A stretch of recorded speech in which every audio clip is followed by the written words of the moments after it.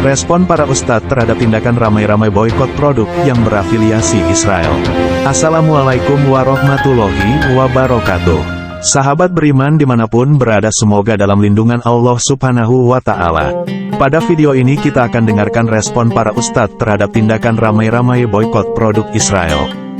Karena sekitar 3 pekan terakhir ini di Indonesia sering terjadi perdebatan antara yang pro dan kontra terhadap boikot produk Israel, dan sampai ada kebingungan. Nah, untuk itu mari kita cek apa kata para ustadz kita. Nanti sahabat pemirsa boleh komen setuju boikot atau tidak ya. Efektifkah boikot produk Israel terhadap konflik Hamas-Israel? Adakah dampak boikot produk berafiliasi Israel terhadap tenaga kerja dan pedagang Indonesia? Apa kata Ustadz Felix Xiao? Ustadz Felix Xiao mengatakan boikot produk Israel dapat menyebabkan mereka kehilangan pekerjaan, pendapatan, dan kesejahteraan bagi mereka yang bekerja di perusahaan-perusahaan yang berafiliasi dengan Israel atau Amerika Serikat. Jadi perlu kita lihat bahwa boikot produk Israel juga memiliki dampak negatif bagi umat Islam sendiri. Tapi bila kita tidak lakukan pemboikotan, maka perasaan kita tidak akan tenang, karena menyadari bahwa sebagian uang kita akan digunakan untuk membiayai pembantaian saudara kita sendiri di Palestina. Ustadz Felix Xiao mengatakan boikot bukan salah satunya cara untuk menunjukkan keberpihakan terhadap kebenaran, tetapi masih banyak cara diantaranya seperti berdoa, bersedekah, berdakwah, berjihad, dan berinovasi. Umat Islam harus meningkatkan kualitas iman, ilmu, dan amal mereka, sehingga mereka dapat menjadi umat yang kuat, cerdas, dan produktif, sehingga memiliki power untuk dilihat di mata dunia.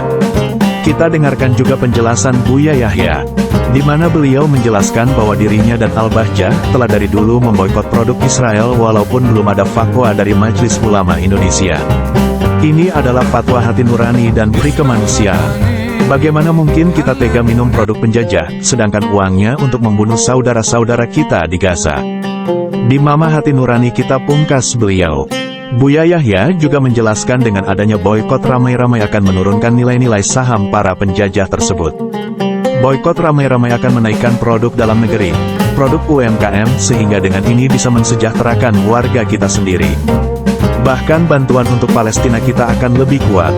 Boikot ramai-ramai produk berafiliasi Israel yang kita tidak akan terdampak pada karyawan, tenaga kerja, karena seperti yang dijelaskan tadi, semakin boikot ramai-ramai maka tumbuh, maka yang menjadi isi supermarket, toko, swalayannya tadi produk lokal itu, maka perusahaan itu akan terus maju dan karyawan tetap bekerja.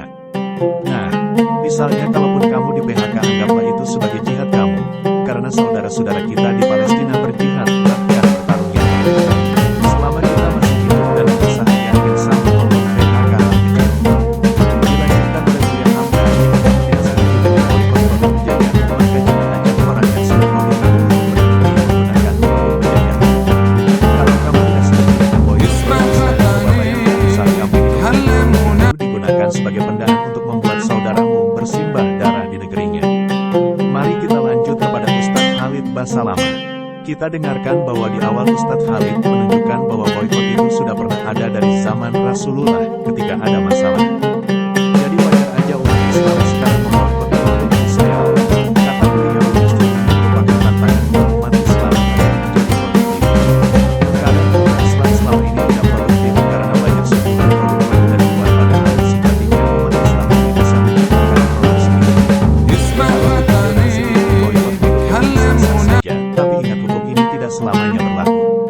Karena Rasulullah juga bermuamalah dengan Yahudi, tapi kondisi tidak ada masalah dengan Yahudi.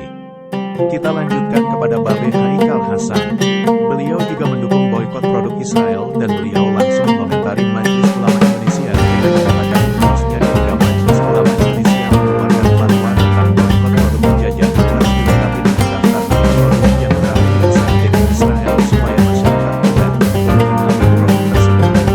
Tambah beliau memang terlibat bersama dengan para pedagang dan Israel dalam proses pembuatan produk yang akan dibokot.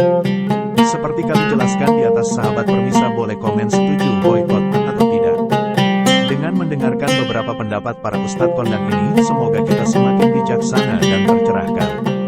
Boleh ya sahabat video ini di-share seluas-luasnya supaya bermanfaat.